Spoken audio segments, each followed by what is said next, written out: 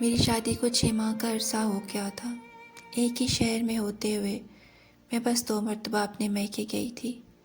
میں جب بھی وہاں جانے کی بات کرتی، مجھے کہہ کر روک دیا جاتا کہ کیا کرنے جانا ہے، روز تو فون پر بات کرتی ہو، ایسے روز روز میکے جاؤ گی تو اس گھر کو کیسے اپناؤ گی؟ اگر کبھی میرے والدین مجھ سے ملنے آنے کی کوشش کرتے تو اس بات کا بھی برا مانا جاتا اور مجھے کئی بہانے بنا کر اپنے والدین کو سسرال آنے سے روکنا پڑتا۔ ایسا کئی بار ہو چکا تھا، جبکہ میری نند کی شادی بھی میرے ہی ساتھ ہوئی تھی۔ اس دوران وہ ہر ہفتے میکے آتی اور جس ہفتے وہ نہ آ پاتی، میری ساس اور میرا خاوند اس کو فون کر کے بلا لیتے۔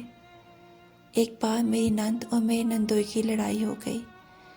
میرے نندوئی نے غصے میں آ کر میری نند کا میکے آنا اور فون پر بات کرنا سختی سے منع کر دیا۔ میری ساس اپنی بیٹی کے بغیر بہت اداس ہو گئیں۔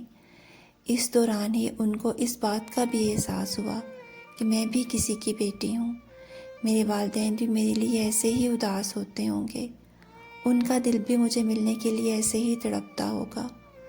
بیٹی کی جدائی میں ان کا دل میرے لیے بھی موم ہو گیا۔ اب وہ مجھے اکثر میرے والدین سے ملنے کے لیے بھیج دیتی ہیں۔ بہو کو ہمیشہ اپنی بیٹی کی جگہ پر رکھیں۔ جو آپ اپنی بیٹی کے لیے اپنے سسرال والوں سے چاہتے ہیں، وہی آپ کی بہو کے والدین اپنی بیٹی کے سسرال والوں سے توقع کرتے ہیں۔ بہو ہو یا بیٹی، دونوں کو بہت عزت اور پیار دیں۔